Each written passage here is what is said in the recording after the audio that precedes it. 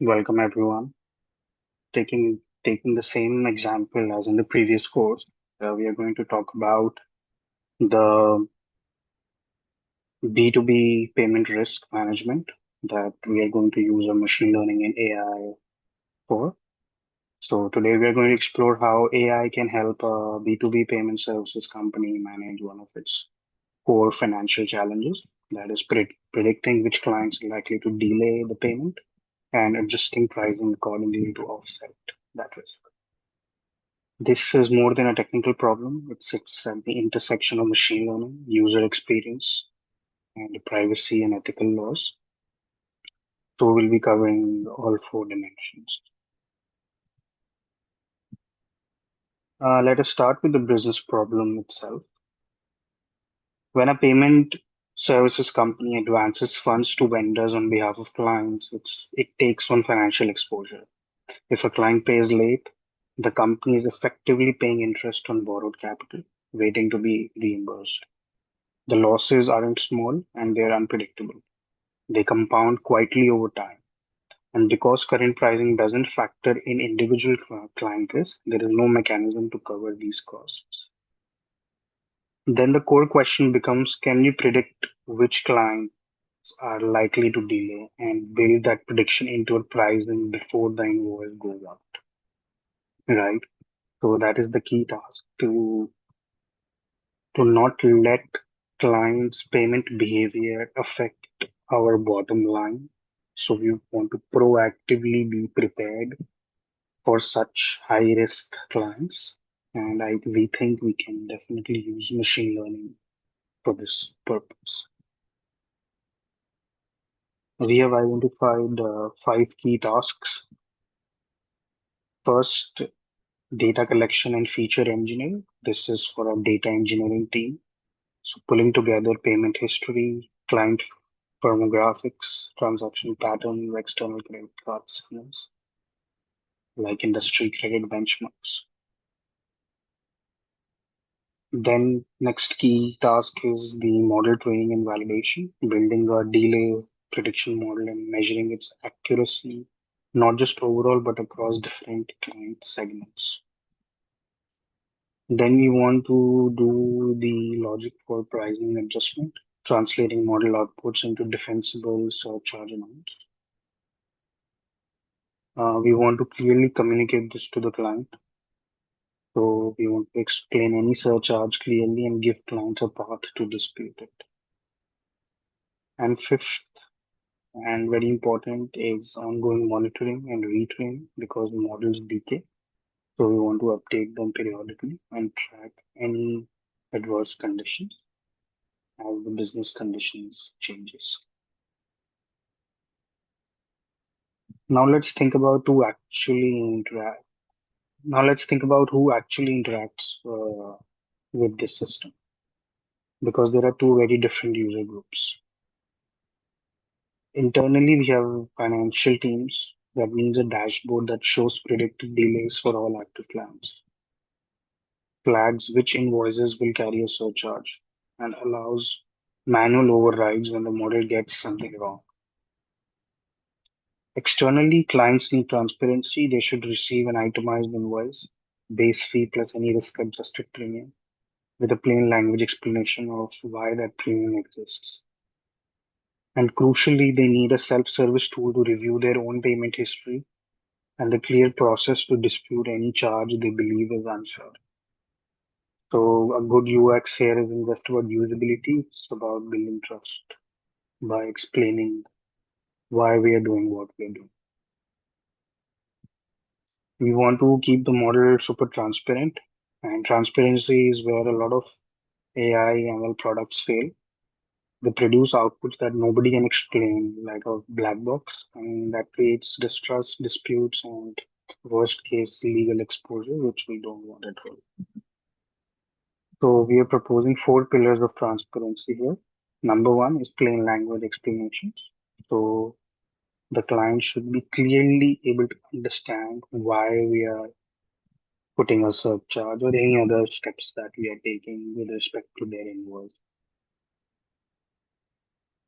So the idea is not to say that our AI flagged you, but For example, your surcharge is based on invoices paid 5 days late on average and an industry late payment rate of 15%. So it's very clear in plain language explanation. We also want to use the statistical confidentiality ranges. So we want to give confidence ranges rather than single point probability. If the model says 30 to 50% chance of delay, we say that, and we factor uncertainty into the surcharge game. We want to show model cards published. So a published model card describing what the model predicts, what data it uses, how accurate it is by segment, and where it falls short. And lastly, we want to do a full audit trail. So if a client disputes a surcharge, we can show exactly which factors drove it and which ones didn't.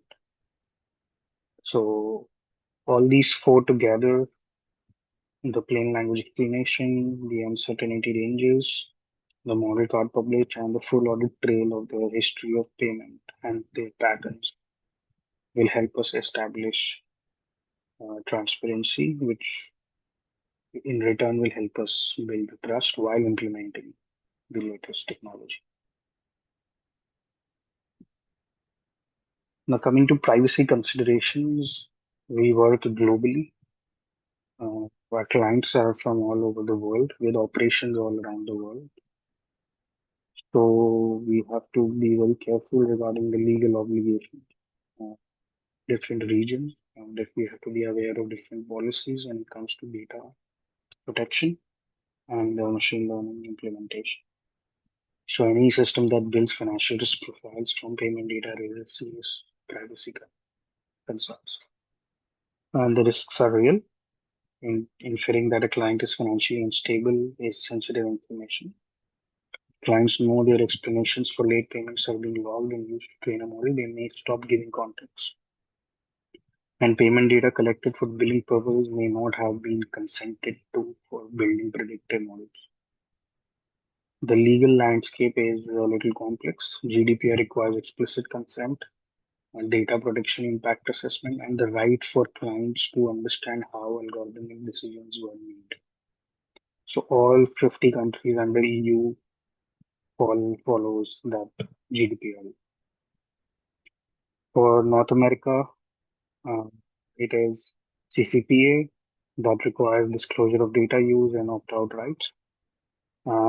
Specifically in Canada, we have a PIPEDA requiring meaningful consent before using payment data for secondary purposes. Similarly, we have UK GDPR. So the obligations all point in the same direction, being upfront about what we are collecting, why we are using, and give clients meaningful control to select what they want to share, what they don't want to share.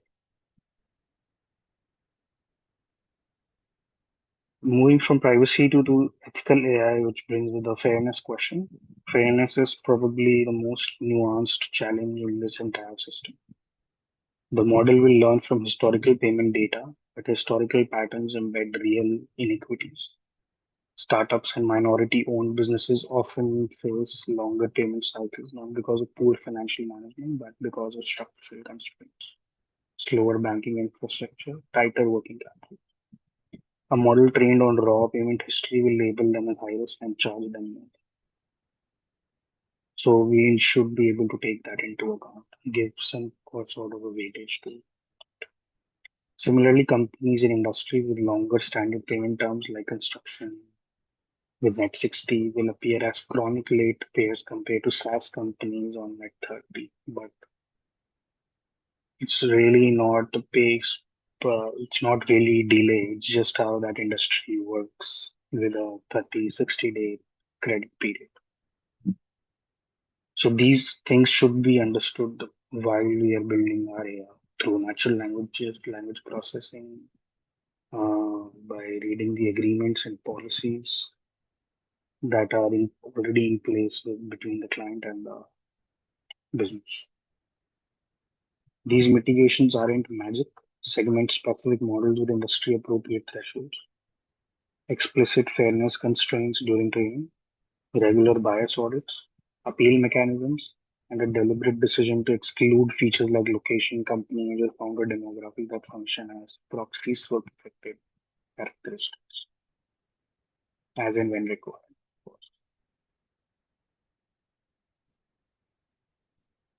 Now, accountability means being able to answer the question who is responsible when this goes wrong, right? So the answer can't be the model. Someone, some person, some group of people has to take accountability.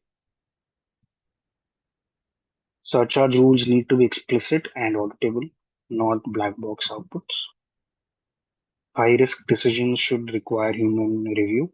There should be a designated team accountable for model outcomes, and quarterly or bi-monthly reporting should track accuracy by segment, surcharge distribution, and appeal outcome. Transparency, as we discussed earlier, goes further than explainability. It means giving clients access to their own payment profiles, documenting the dispute process, and being candid about model limitations, including the fact that accuracy is lower for clients with less than 6 months of history.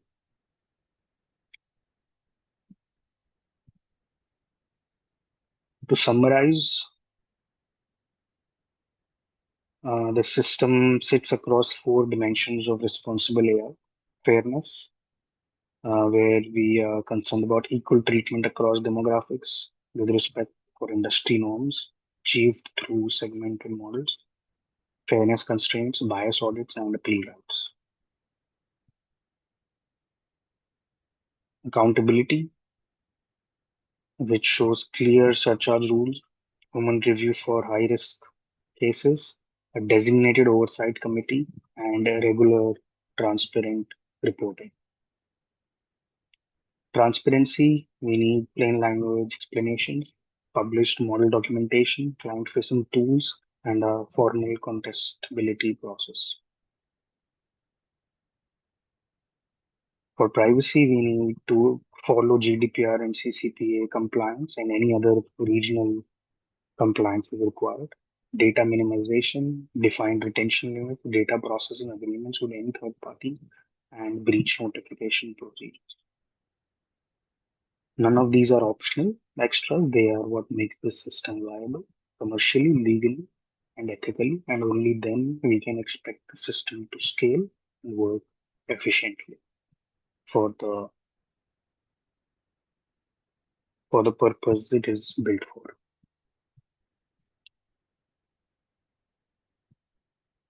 Every time a client services receives an invoice with a surcharge, they are making a judgment about whether this company is trustworthy or not. If they understand why the surcharge exists, if they believe the process is fair, if they know they can contest it, that's a relationship that survives the friction. If they feel they have been scored by a black box and charged without explanation, that's a relationship that ends. Responsible AI in financial services isn't just the right thing to do, it's the business case. Thank you for your time. I'm very grateful for this opportunity and this coursework provided by Duke University and Coursera. Thanks a lot.